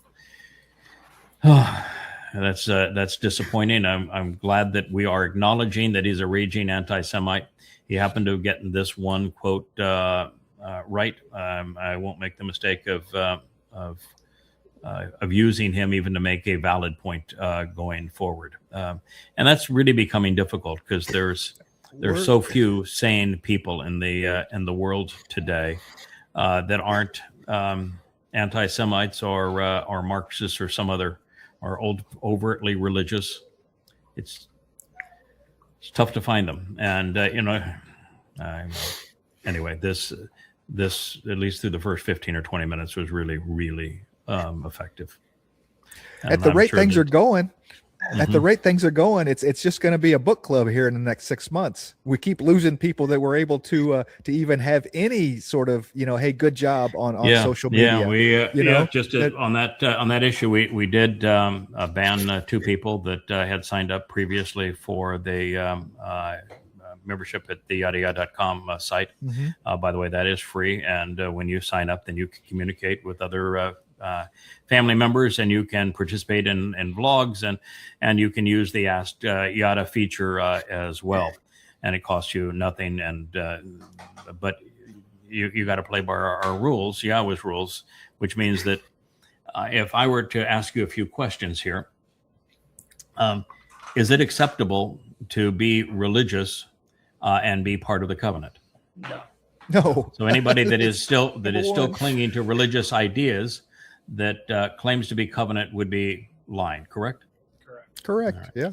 Is it possible to be overtly political, where you are pursuing a political agenda as opposed to just condemning politics, and be a member of the covenant family? No.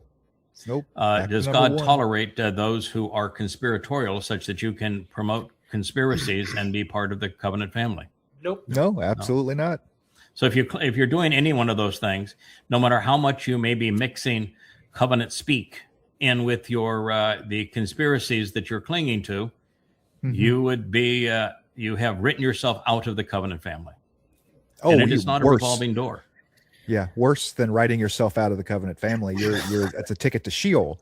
It's not just nothingness. Yes, it is, because when you promote lies in Yahweh's name, and you co-mix lies with Yahweh's name, you are robbing credibility from God and for those who speak from him. The reason that we do not tolerate, and it's a red line, anybody to bring in religious lies, political mantras, or conspiracy into our presence, is it is this giant sinkhole of credibility. And credibility is what God trades on. And it's what those who speak for him trade on. And when you do it, you are in absolute opposition to what God is trying to achieve. And so it's a red line. We won't tolerate it. We had one a week ago that wouldn't give up his fascination with the military. I'd warned him 3 or 4 times. And so have others that, his constant preoccupation with the military wasn't going to mix. We can be anti-military here, but you can't be pro-military here. And this other one is a person that I promoted that I thought was really smart, and that wrote well and spoke well and had such promise, but couldn't give up conspiracy, and was insistent in mixing conspiracy under a Yahweh brand. I said, you can't do that. You can choose one or the other. You can be as conspiratorial as you want to be, just remove all the Yahweh branding. She wouldn't. In fact, she doubled down. So I just said goodbye. That's it. I tried. Now, I wrote a lot of letters. I took hours and hours and hours out of my weekend to try to help and reform this person. And unfortunately, I think they're going to take somebody with them. I don't seem to be able to reach them. And based upon what I've seen, they're doubling down on it too. And we're going to lose another. And by the way, this will sound harsh, but it's our reality. I am not going to chase after them. I can warn a person, and I will do that. This particular person, that all 3 of these people, I have taken the time to write to say, I would appreciate you not doing that. This is not acceptable. Please stop. And explain the reasons why. And they wouldn't. So I took the time to try to counsel them. But when you make your decision, you make your decision. I'm not going to go chase after you. That was the whole thing we learned with the Mother Goddess cult. You want to go and pursue a lie, that is your choice. Go away. Just don't ever mention us again. If you mention us and you tie us into your lies in some way, we'll come right after you. We will defend our credibility, as we have done with the Mother Goddess cults and torn them to ribbons. But with the others, just go away, and you'll never hear from us again. But you pursue this agenda, and you will. Mm-hmm. And you will go from unnamed to named. And right now you're unnamed. So yes, it's been a telling experience this weekend and a couple of days thereafter. But I can tell you that, as Rich said yesterday privately after the show, that every time we have such a situation, we're always in the midst of translating something that speaks directly to it. Mm-hmm. I was in the midst of translating Isaiah 10, and that brought us directly to the last chapters of Judges.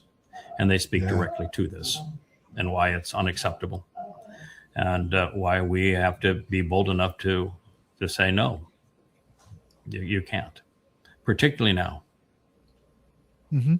God's going to eliminate everyone who is conspiratorial, everyone who is religious, everyone who is political.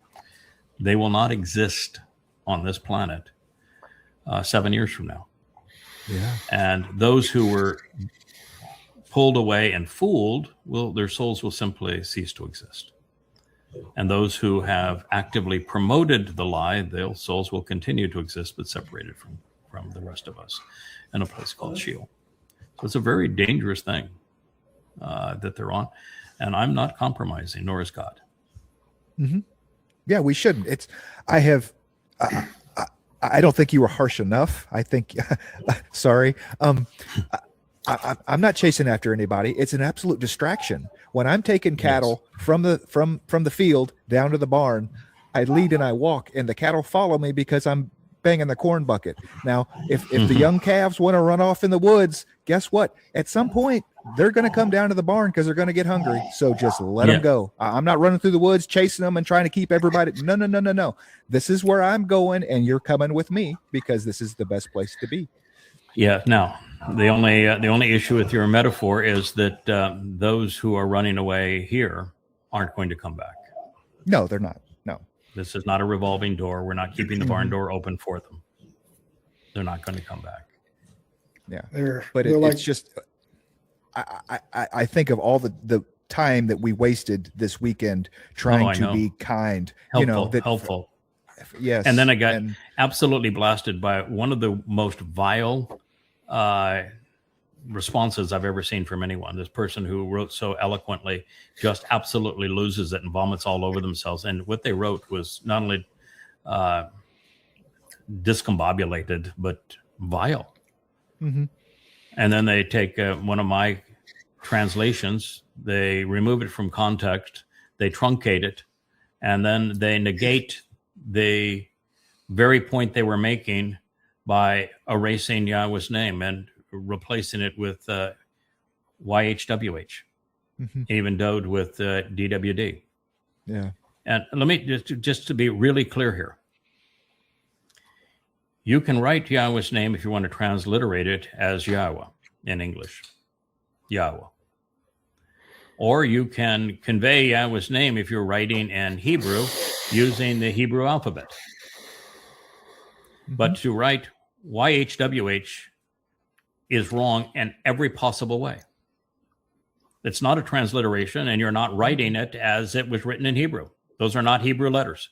You either write it correctly as it was written in Hebrew to a Hebrew audience so that you can speak and communicate in Hebrew to a Hebrew audience so that they can say it and read it, or you write in English, in which case you transliterate it. There is no justification for what the Mother Goddess cult is doing with going back to Yod-Heh-Wah-Heh as a YHWH. You cannot do that. That is wholly unjustified. That is nullifying Yahweh's name. It is an unforgivable crime, as highlighted in the third statement that Yahweh etched in stone. No, it's wrong.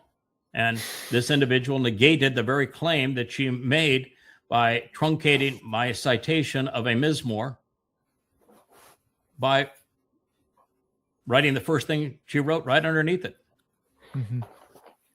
negating Yahweh's name. No, this is dead wrong. And is there the possibility that this woman is going to come to her senses and say, what I did was wrong. I will never pursue a conspiracy again. I will go off of Facebook. I want another chance to be helpful and participate. Is there that possibility? Yeah, I guess, occasionally the stray cow comes back home, doesn't it? Occasionally. A possibility, yes. Would you ever say I'd have the same level of trust? Of course not. No. I've talking about the Mother Goddess cult, and there is only one of those people that I would try to keep out of Shield, because I'm loyal to a fault, and this person did a lot of good. And so I would say I do not want them going to Shield. Would I openly embrace them coming back into our community? Would I would allow it? Yes. Would I ever trust them again? No, not ever. So I could say the same thing in this case. This is somebody that made a contribution, went off the deep end. I'm not going to play arbitrator and say what you did has forever distanced yourself from Yahowah. But I can say what you did is distance yourself from Yahowah, and it will take a lot, more than I think you have, to resolve that. That's my view on it. But is there the possibility? Well, we've never heard from Jackie again, so I don't think that she's ever going to come to her senses. For old time's sake, I hope she does. I don't think she will. As for this person, she might. She's a bright lady. She might. But I can agree with you that we invested a lot of time to have shit thrown in our faces. Yeah. So trust is shattered. A lot of other stuff could have been accomplished. That's trust is, you know. But Nate, listen, I don't actually regret the time spent, because I think that it's always wise to try. And I also think it's wise, particularly with somebody who has previously made a contribution, like the man that left because he was so sure of himself and all of his military prowess. He never made a contribution of anything that was helpful. So, and I really didn't care. It was just annoying. Right. And I wasn't even the one that said goodbye. Somebody else that was annoyed by him said goodbye. So I lost no time in it, other than I had tried previously to rectify the situation, obviously failed. In this case, I'm glad that I tried. It's just like with the Jackie incident. I'm very glad that I invested scores of hours trying to reason. I will never regret having done that. I regret her not responding intelligently, but I will never regret the time. And I don't even regret it when we have those who are in a position to know respond like we see people on X with, for example, the Andrew Tate situation. I don't let that bother me, because I know that it's an essential part of the job. My job is to model the attitude and behavior and response that Yahowah's looking for. And I never get deployed in easy situations. They go from enormously difficult to damn near impossible. And so the very sign that he found somebody that was willing to endure that kind of stuff and survive it and to continue to perform in the midst of it is evidence that I am who he says I am. So you don't prove yourself because everything turns out perfect. I would have to say that there were times, Roger, when you were a fireman or when you were a hard hat diver, when things went bad. And when things went bad and how you responded when things went bad, that demonstrated your character. Oh, absolutely. Multiple times things went sideways. I call them sideways. And you gotta figure out why, and you gotta figure out why fast. And so it's your experience that comes in to get yourself out of situations like that. But yeah, it was dicey there a couple of times. I mean, real dicey. So Yeah, I agree. And people like we're talking about, I hate to say this, but it seems like there's got to be more the closer we get. I think so. As it gets down to the final few. There's no number for the final few, but few means few. Yeah. So I think it's going to be very lean. Yeah. And I think it's lean for a lot of reasons, Roger. First, let me just speak to your point. I don't think we can respond effectively in the moment and make the right decision unless we are tremendously prepared, unless we have invested the time to learn the material that we must study, whether it be hard hat diving, firefighting, or Yahowah. Unless we have that foundation of knowledge and understanding and have been tried and tested in prior times so that, and we even rehearsed for these things, you don't prevail in a situation that is that threatening unless you're prepared. You don't get lucky. It's because you were prepared. You were ready for it. Exactly. So that's I just want to speak to that because this didn't happen by accident. No, it's a combination of training and experience. Yeah. As you speak of the number of people for the harvest and the final remnant being few, which is the conclusion that I have come to. I think they're few for a lot of reasons. One reason is God doesn't like people very much. And a lot of people he likes not at all. That when people become many, he has been burned so many times that he's just tired of people becoming many because we become universally evil. So fewer people is far more favorable to God than many people. Second is that what he's trying to elevate the Shabuah harvest team to is a really tough damn job. It's a tough job. It'll be a fun job, but it's a tough job. We work as a team in support of those two witnesses through Towrah. And Towrah is the most amazing day in universal history, and it's also the toughest damn day in universal history. I mean, you're going to have billions of people that are going to be eradicated on Towrah. And you're going to have the most gruesome sacrifice in the history of the world on Towrah. It's going to be a really rough day, and you're going to be playing to an audience that's going to be spitting in your face the entire time that you're trying to save them. They're going to be spitting in your face. There are not a lot of people that are going to be ready for that. That is way, way beyond what most people are ready for. And the last thing we need is a distraction among the core group where we're going to be looking behind our backs and somebody is doing an all-foldo at that time. You know, somebody wants to bail out now because of a conspiracy theory or whatever it is that they want to prioritize, their love of the military. They want to do that now. Yeah, okay. We lose a little time. We take care of it, and it's goodbye. Then we don't have that kind of time. We don't have that kind of patience. We don't have that. That is not going to work. And so everybody that has our back had really better be prepared. They had better be, as Roger was, experienced, having rehearsed what is going to happen, and be resilient and be ready. So I think that is few people. We could get it done with 8. 80 would be marvelous. But if you're getting, into the hundreds, I'm not sure that we have anywhere close to north of 100 people prepared for this. Vetted by Yahowah, trained, prepared, equipped, ready. I just do not see it. I'd be delighted with 80. Yeah, and to your point, I mean, Towrah is a big day. Don't get me wrong. Okay, it is one day. It is a sprint. It is the whole culmination, right? 3 years on that Temple Mount.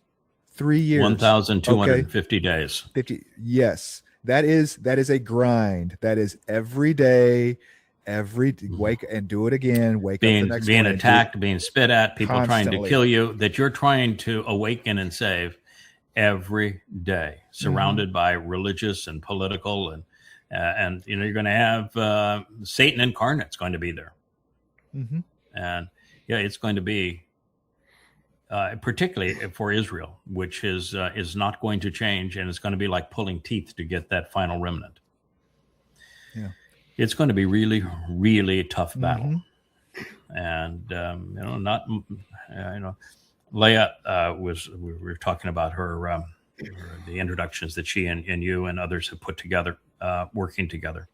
And I said, Leah, one of the things I've noticed is you're a lot more prominent in these introductions to the show than you were any place else. And I said, you are very important to me and you're very important to this story, but you're not made for this. Now, I was made for this. When you're prominent, you are kicked, you're spit at, you are treated like, well, the mother goddess cult treats me. That is how you're treated. That's how I'm treated on Facebook and X. That is how you're treated. How I was treated trying to help somebody this weekend. I said, so I don't think she's built for that. She is too badly hurt when the people she's trying to help turn on her. And I've had lifetimes of it. So I've said, I'm happy that you're taking that role and coming out and showing yourself for who you are, but you need to know that you have opened a window here, and you don't like being vulnerable in this way, and that's what you're doing. So she was talking about creating the one for the luminaries, and I said, I'm delighted. My preference is to have your picture along with mine there. That's my preference. But you got to know what you're putting yourself into. This is the hardest job that's ever been done. So. Well, to that point, there's no other man alive today anywhere in this world that could do this job except you. No, that's true. You've got the training. You've had the training and experience all the way along until it's culminating now and for the next few years. Yeah, and I don't say that in a you're not saying that in a flattering way, and I'm not saying it in a braggadocious way. It's just the simple reality of it. There is no one else on earth that has ever met the qualifications that God has outlined, and the person that He's chosen to do this. Just a fact. Yeah, just a fact. Deal with reality. God made this choice for a reason. He's very happy with his choice. And you might say, well, he should have been able to get somebody better, and I might agree with you. He should have. Or somebody that fits our idea of what this person should act like, right? They should be so humble, and they should just be so loving and caring and just want everybody and so I can tell you right? that humble and modest wouldn't get this done. No. Tolerant is not what he's looking for. No. This individual actually has the responsibility in the end as he emerges from that gruesome slaughter on Towrah. And he rises up now as his nefesh, soul, and neshamah in light and energy. And he rises from that fire that Yahweh has ignited. He rises as a sword of flame.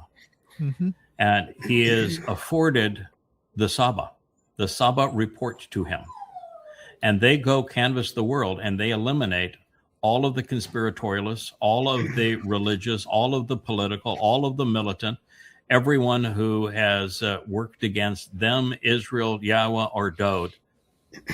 They eliminate them all. You talk about a tough job. And then it's not over then, because then they have to judge those who are going to Sheol and those who have to face recompense before going to Sheol, and make the people who have been abused by them available to watch them endure recompense to get closure on what they did to them.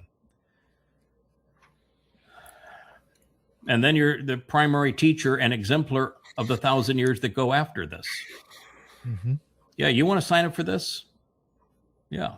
12, 14 hours a day for 30 into 33 years, plus another 1,000 after it. Come on down. Yeah, come on down. Sign right up. If somebody wants to, step in, I am more than willing to go on vacation. Just show me your Pat him on the sandal, back, right? Give him the big, give him the big thumbs up. I'll toss in the sandal, and you go, girl. You go, guy. All right. You go. But you better fulfill every one of the Anybody? check boxes that Yahweh has for this person, and you better do your homework. You better be prepared, and then you need to find out just how difficult the job is. Moshe's job was easier than this one, and he told God to kill him. Mm-hmm.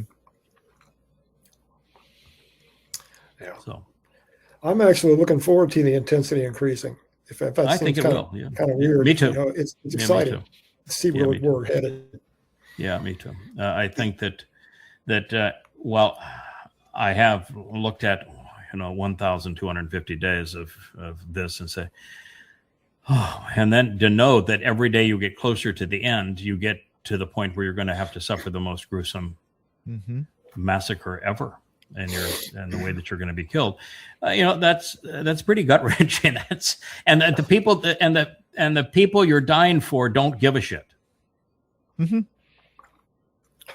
So I want to tell you, well, I would agree with you that I think I would rather do that than what I'm doing right now. I think I'd rather do that than what I'm doing right now. So I agree with you that the increasing the magnitude of the situation is appealing from that point of view, because it's really coming to a head, and that this is an extraordinary. And the difference too will be, God is overtly involved. He's going to lift the tablets of stone. He's going to show the Aron of the Bereth. He's going to destroy the dome of the Hufi print and the Alaska Mosque. He's going to erect the tent of the witness. He's going to have the jumbotron above us, streaming all manner of things from Dowd and Yahowah and the Yahowah blog. And he's going to bring Elia back to be entertaining. And then, of course, as we move closer to the day, he's going to become very involved miraculously in the whole process. So coordinating with God in a miraculous way, I think, will be extraordinary. So, Roger, I agree with you. But to be in that situation, I want to be only surrounded by people I have absolute and unequivocal trust in. That's when God said, we're going to rebuild this team from scratch, and you're going to start over. That's what we did. And you have to have a group. Now, it's not all men, and it's not all old. Well, old men seem to be a preference for God. There are some young men that are part of this, several young men that are really devoted to not several, quite a few, many young people, men and women that are committed. And there's one woman besides, in addition to Leah, that is, boy, does she have her act together. So there are some that I would say I would go into that situation absolutely confident that they're going to represent Yahweh, Dowd, Israel, humanity, and me appropriately. And that's what you need. I cannot survive this alone. Not even if it was just you, Yahweh, and I. This time it takes a team. Yeah. That's why we're having the Shabuah harvest. That's why we have this time now. That's why we decided, we're not looking for anybody else to join the covenant family. If you do, that's your call. Great. And you're welcome. But, we're not trying to increase our numbers or subscriptions or followers or anything of that nature. All we're trying to do now is to equip the core group so you're ready. Oh, there we are. On most of these pictures, Dowd's been, I'm 6 feet, and Dowd has been more in the 5'10" range. But this time, I'm looking up to my son. He's Natalie attired. Leah just loves that jacket, and in that scene, I think it works pretty well. It is important for Dowd to be regal, and it's important for me to be me. Yes, I serve as his father.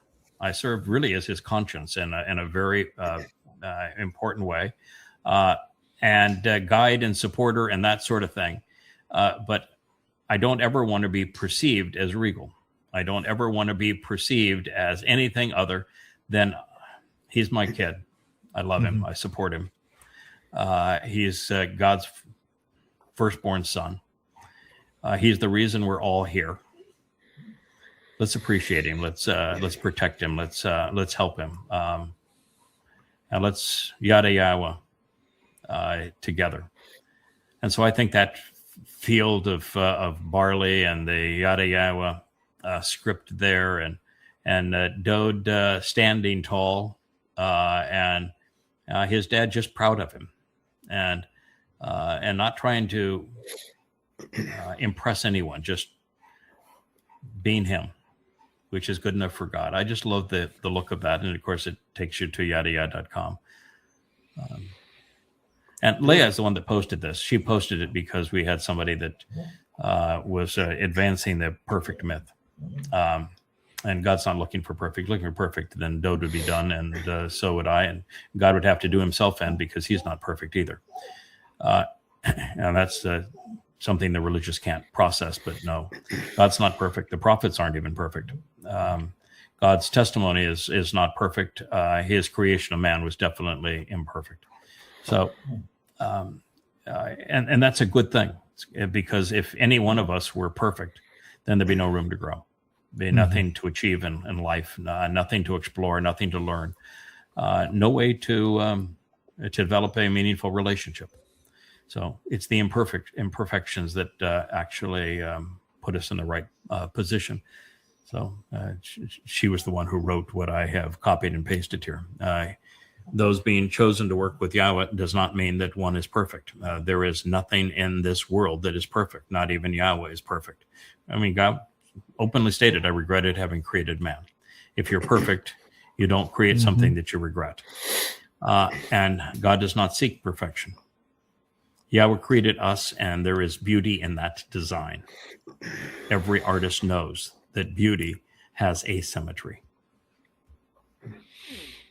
Spoken like a true fashion designer and photographer and brand manager. It's beautiful. So did we get the mouse situation worked out? Are we going to have a luminaries today with we're going back to Sodom and Gomorrah, right? You know, we've got Roger in the circle today rather than Rich in the circle today, so we have not been able to ask him. But Rich is pretty squared away as the producer. Rich, during that show, when I was having the trouble with it, he was able to run the show and Google mouse malfunctioning 850-page book using this version 365 of. And so he put in the whole scenario and said, "Oh, yeah, very common problem. It's a Microsoft bug."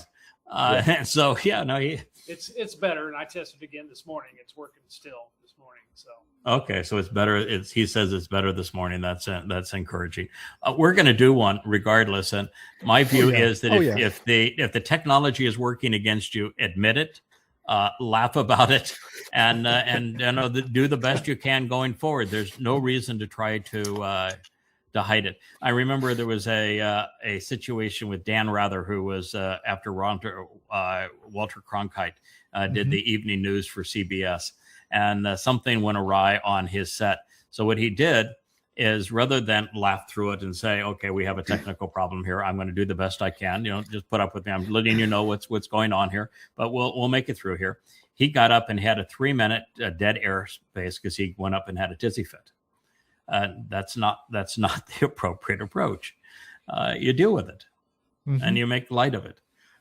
I'm having the tizzy fit in the background quietly. Yeah, well, yeah, okay, Richard, you're having enough tizzy fit for everybody. For the phone stuff. Yeah, I happen to love this particular image of the 9 books that are part of the Yada Yahowah series, which are just one of 6 series of books free at the Yada Yahowah library.